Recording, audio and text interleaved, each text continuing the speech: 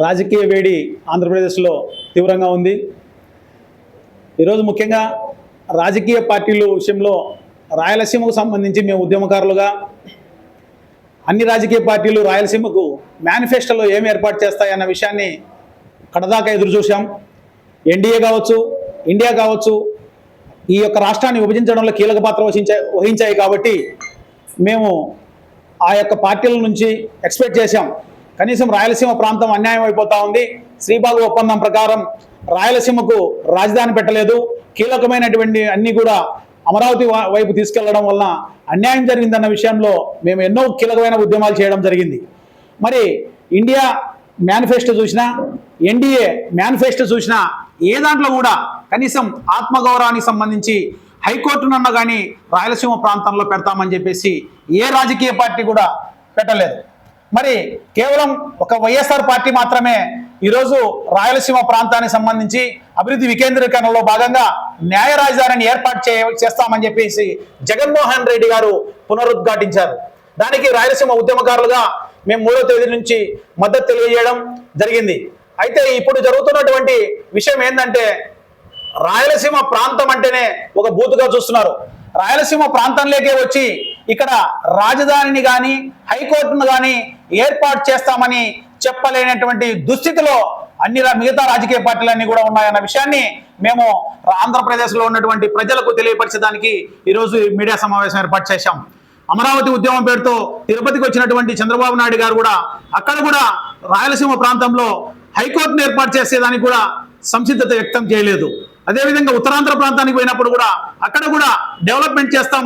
ఈ యొక్క ఆంధ్రప్రదేశ్ ఉన్నటువంటి భౌగోళిక అంశాలు చూస్తే ఇక్కడ ఉన్నటువంటి మడకశిర నుంచి ఇచ్చాపురం వరకు తీసుకుంటే దాదాపుగా 1200 కిలోమీటర్ల దూరం ఈ యొక్క భూభాగం ఉన్నదన్న విషయాన్ని కూడా తెలిసినప్పటికీ కూడా రాజకీయంలో అనుభవం ఉన్నటువంటి చంద్రబాబు నాయుడు గారు కేవలం 29 గ్రామాల యొక్క అభివృద్ధి కోసం ఆ 29 గ్రామాలలోనే అమరావతిని డెవలప్ చేసుకోవాలి, చుట్టూ ఉన్నటువంటి తన యొక్క రియల్ ఎస్టేట్ మాఫియా కోసం మాత్రమే ప్రాకులాడుతున్నాడు. కానీ ఈ యొక్క రాయలసీమ కావచ్చు, ఉత్తరాంధ్ర కావచ్చు, అదేవిధంగా నెల్లూరు, ప్రకాశం జిల్లాలు ఏం అవుతున్నాయి, వీటికి నీటి ప్రాజెక్టులు ఏర్పాటు చేశామనే ఆలోచన కూడా లేదు. గత ప్రభుత్వంలో అయితే ఈ యొక్క వైఎస్ జగన్మోహన్ రెడ్డి గారు రాయలసీమ ఎత్తిపోతల పథకం నిర్మించి 1,00,000 క్యూసెక్కుల నీళ్లు అంటే రోజు 10 టీఎంసీల నీళ్లు పోతిరెడ్డిపాడు ద్వారా, అదేవిధంగా రాయలసీమ ఎత్తిపోతల పథకం ద్వారా నీళ్లు రాయలసీమ ప్రాంతానికి, తద్వారా నెల్లూరు ప్రాంతానికి కుందు నదిని వెడల్పు చేసి అక్కడ ఉన్నటువంటి సోమశీల, కండర్లేరు కూడా నీళ్లు ఇవ్వాలనే సత్సంకల్పంతో, అదేవిధంగా ప్రకాశం జిల్లాకు కూడా నీళ్లు ఇవ్వాలని, ఈ 6 జిల్లాలను కూడా కరువు ప్రాంతాలుగా అన్యాయం అయిపోతా ఉన్నాయి కాబట్టి నీళ్లు ఇవ్వాలని ఒక ఆలోచనతో ముందుకెళ్తే మెద్రాసుతో అన్యాయంగా కోర్టు డిస్ప్యూట్ చేస్తున్నారు. అదేవిధంగా ఈ యొక్క తెలంగాణ ప్రాంతంలో వాళ్ళకు సంబంధించినటువంటి అనుకూలతో కోర్టులో వేసి ఆ యొక్క రాయలసీమ ఎత్తిపోతల పథకాన్ని నిర్మించకుండా అన్యాయంగా ఎదుర్కోవడం జరిగింది. మరి ఈ రోజు రాయలసీమ ప్రాంతంలో ఎందుకు ఓట్లేయాలి? మరి ఎన్డీఏలో భాగస్వామ్యంగా ఉన్నటువంటి చంద్రబాబు నాయుడు గారు ఈ రోజు అప్రభద్ర నిర్మిస్తూ జాతీయ ప్రాజెక్టు చేసినటువంటి బీజేపీ ప్రభుత్వాన్ని ఎందుకు ఈ రోజు మాట్లాడడం లేదు? మరి ఈ రోజు అమిత్ షా గారు ధర్మవరానికి వచ్చాడు. ధర్మవరం వేదికగా ఈ యొక్క కరువు ప్రాంతంలో ఇవి మాట్లాడుతున్నప్పుడు ఆ యొక్క అప్రభద్రం జాతీయ ప్రాజెక్టు చేస్తున్నటువంటి వారితో వేదిక పంచుకుంటున్నటువంటి చంద్రబాబు నాయుడు గారు ఈ రోజు అప్రభద్రతో నష్టపోతున్నటువంటి తుంగభద్ర ప్రాజెక్టు వల్ల ఈ రోజు ప్రాజెక్టులకు నీళ్లు రాకుండా ఆ యొక్క ప్రాజెక్టు నుంచి ఆధారంగా ఉన్నటువంటి హెచ్ఎల్సీ కావచ్చు, ఎల్ఎల్సీ కావచ్చు, ఈ రోజు ఈ యొక్క ఆయకట్టుకంతటి కొన్ని నీళ్లు రాకపోకుండా అన్యాయం జరుగుతుంది కదా. మరి ప్రత్యామ్నాయంగా మీరు ఆల్మట్టి నుంచి ఈ యొక్క బుక్కపండ వరకు పొరదకారం నిర్మిస్తారా? లేకోకుంటే కృష్ణానది మీద ఈరోజు సంగమేశ్వరం దగ్గర నేషనల్ హైవేలో భాగంగా నిర్మిస్తున్నటువంటి తీగల వంతెన బదులుగా బ్రిడ్జ్ కమ్ బ్యారేజ్ నిర్మించి మా రాయలసీమ ప్రాంతానికి 60 టీఎంసీలు నీళ్లు ఇవ్వాలని చెప్పేసి చంద్రబాబు నాయుడు గారు అడగరు. అదేవిధంగా అమిత్ షా గారు చెప్పరు, మోడీ గారు చెప్పరు. రాయలసీమ ప్రాంతం సర్వనాశనం కావాలన్నది ఈ ఉద్దేశంగా ఈ రోజు ఎన్డీఏ కూటమి ఉంది.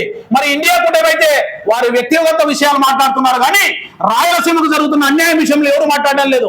ఈరోజు షర్మిల గారు పిసిసి అధ్యక్షురాలుగా ఉండి మరి ఆమె మాట్లాడాల్సిన మొదటి మాట వైఎస్ రాజశేఖర రెడ్డి గారు దుమ్ముదూడం తేల్పాండే ద్వారా 150 టీఎంసీల నీళ్లను గోదావరి నుంచి నాగార్జున సాగర్ తేవాలని దాదాపుగా 700 కోట్ల రూపాయలు ఆ రోజు ఖర్చు పెట్టడం జరిగింది.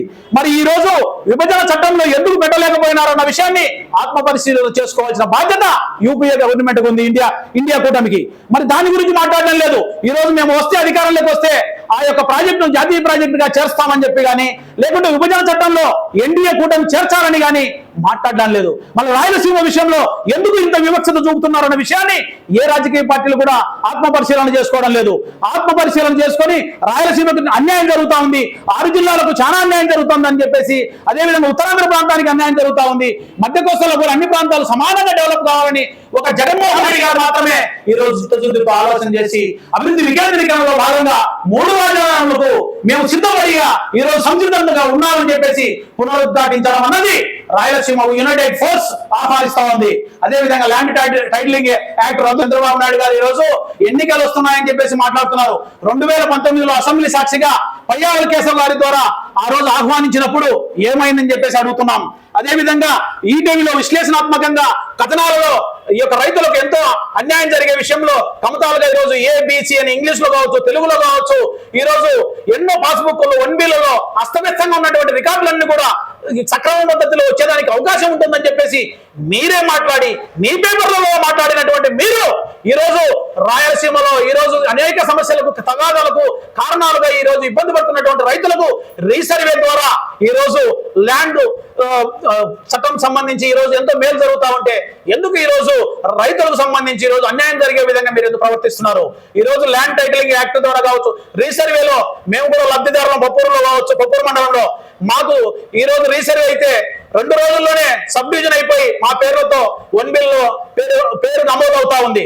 రిజిస్టర్ అయిన వెంటనే మరుసటి రోజు పత్రాలు వస్తున్నాయి, 1Bలో ఎవరైతే కొన్నారో వాళ్ళ పేర్లతో నమోదు అవుతా ఉంది. మరి ఈ రోజు ఒక జిరాక్స్ పేపర్ మాత్రమే ఇస్తున్నారని చెప్పి ప్రాపగాండా చేస్తున్నారు. అది చాలా అన్యాయం.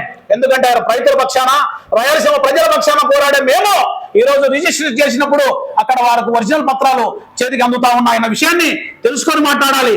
అవగాహన లోపంతో మాట్లాడడం, ప్రజలను ఇబ్బందులు పాలు చేయడం, ప్రజలను మభ్యపెట్టడం అనేది చాలా బాధాకరం అని చెప్పేసి ఈ సందర్భంగా తెలియజేసుకుంటున్నాం. రాయలసీమలో ఈ యొక్క జగన్మోహన్ రెడ్డి గారి యొక్క సంక్షేమ పథకాల వలన ఈ రోజు వలసలాగే దాదాపుగా 80%. మరి ఈ రోజు సంక్షేమ పథకాలు అంటున్న విషయాన్ని ఎందుకు గమనించడం లేదు? పెత్తందారులతో ఈ రోజు ఏ చిన్న పథకాని కోసం అప్లికేషన్లు పెట్టించాలన్నా, మండలం కాటి పోవాలన్నా కూడా గ్రామాలలో లీడర్ల యొక్క ఆధిపత్యాన్ని ఎన్నో ఏళ్లుగా భరించినటువంటి ప్రజలకు ఈ రోజు జగన్మోహన్ రెడ్డి గారి రూపంలో సచివాలయం వాలంటీర్ల ద్వారా ఈ రోజు ఇంత న్యాయం జరుగుతా ఉంటే ఎందుకు ఇంత అన్యాయంగా ప్రవర్తిస్తున్నారు? మీరు వాలంటీర్లను సరి తీసుకొని ఈ రోజు సచివాలయంలో ఉన్నటువంటి వాలంటీర్లకు 10,000 రూపాయలు ఇస్తున్నారంటే ఈ రోజు ఎన్డీఏ మీరుగా ఒప్పుకున్నారని ఈ రోజు ఎన్డీఏ కూటమిని మేము హెచ్చరిస్తున్నాం. కాబట్టి రాజకీయ ప్రయోజనాల కోసం శ్రీబాబు ఒప్పందాన్ని అమలు చేస్తామని పునరుద్ఘాటించినటువంటి జగన్మోహన్ రెడ్డి గారికి రాయలసీమలో ఉన్నటువంటి ప్రజలందరూ కూడా ఓట్లు వేయించి గెలిపించడానికి సిద్ధంగా ఉంటారని తెలియజేసుకుంటున్నాం. జై రాయలసీమ. మా హక్కుల కోసం మేమందరం కూడా విస్తృతంగా పోరాడుతున్నాం. ఆంధ్రప్రదేశ్ రాయలసీమ ప్రాంతం నుంచి మేధావులు కావచ్చు, రిటైర్డ్ సివిల్ సర్వెంట్స్ కావచ్చు, సో నిర్విరామంగా పోరాడుతున్నప్పటికి కూడా రాయలసీమ ప్రాంతాన్ని సీట్ల కోసం, ఓట్ల కోసం, తర్వాత మనం కట్టే ట్యాక్సుల కోసం వాడుకున్నారే తప్ప రాయలసీమకి ఏ రకమైనటువంటి మేలు చేయలేదు.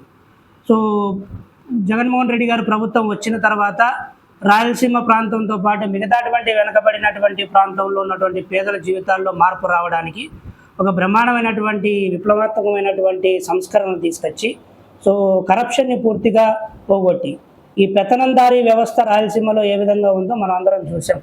కులాలకి అతీతంగా ఏ ఊర్లో ఉన్నటువంటి పెత్తనందారుడు ఉంటే కనుక తరతరాలుగా అదే ఆ ప్రాంతం తన ఆస్తిగా ఆ ప్రజలను దోచుకోవడమే ఒక హక్కుగా భావించి ప్రజలను దోచుకుంటూ వచ్చారు. సో ఈ 5 సంవత్సరాల్లో వాటికి అన్నిటికీ కూడా పూర్తిగా అడ్డుకట్ట వేసి ప్రజలకి అధికారం ఇచ్చి, ఇంతకుముందు ప్రజలు ప్రభుత్వం దగ్గరికి వెళ్ళేవారు, ఇప్పుడు ప్రభుత్వమే ప్రజల దగ్గరికి వెళ్ళి ఒక పారదర్శకమైనటువంటి పరిపాలన అందిస్తున్నారు. ఇంకా ఎన్నికలు ఒక 4 రోజులు సమయం ఉంది. సో పెద్దలు మిత్రులు నాగార్జున రెడ్డి గారు చెప్పినట్లుగా రాయలసీమ ప్రాంతానికి ఎవరు మంచి చేయలేదు. అమిత్ షా గారు కానీ, మోడీ గారు కానీ, ఇక్కడ ఉన్నటువంటి తెలుగుదేశం పార్టీ వాళ్ళు కానీ, తెలుగుదేశం పార్టీ వాళ్ళు ఒక పని కట్టుకొని పూర్తిగా కక్షపూర్వకంగా రాయలసీమ ప్రాంతానికి వాళ్ళ బావమరిది ఎన్నికలలో గెలుపొందడానికి, రాజకీయ కెరియర్ని కాపాడుకోవడానికి హిందూపూర్ని వాడుకుంటున్నారు. గెలిచిన మరుసటి రోజు పోతే కనుక మళ్ళీ 5 సంవత్సరాల తర్వాతనే మళ్ళీ హిందూపూర్కి వస్తున్నారు. అదేవిధంగా చంద్రబాబు నాయుడు కూడా అదే రకమైనటువంటి పంత. సాగునీటి ప్రాజెక్టులు కానీ, లేదంటే మనకు రావాల్సినటువంటి కేంద్రానికి సంబంధించినటువంటి ఎడ్యుకేషన్ ఇన్స్టిట్యూషన్స్ కానీ, తర్వాత హాస్పిటల్స్ కానీ పూర్తిగా అన్ని అమరావతి ప్రాంతానికి, తర్వాత మిగతాటువంటి కోస్తా ప్రాంతానికి తరలించి వాళ్ళ లాబియింగ్ ద్వారా. సో ఈ రకమైనటువంటి ఒక మ్యాసివ్ డిస్ట్రక్షన్ అనేటువంటిది చేయడం జరిగింది. ఒక సాహసోపేతమైనటువంటి నిర్ణయం జరుగుతుంది. నిజమైనటువంటి రాయలసీమ వాదిగా, రాయలసీమ బిడ్డగా జగన్మోహన్ రెడ్డి గారు మేనిఫెస్టోలో ఇంతకుముందు ప్రకటించినటువంటి న్యాయ రాజధానికి కట్టుబడి న్యాయ రాజధానిని చేయడానికి ఆల్రెడీగా ల్యాండ్ కూడా అలాట్ చేశారు. అదేవిధంగా కర్నూలులో ఓన్లీ నల్సార్ యూనివర్సిటీకి, తర్వాత హైకోర్టుకి, తర్వాత ఈఎస్ఐ లాంటి వాటికి, ఇంకా మిగతాటువంటి బ్రహ్మాండమైనటువంటి సంస్థలు కర్నూలు కేంద్రంగా వస్తున్నాయి.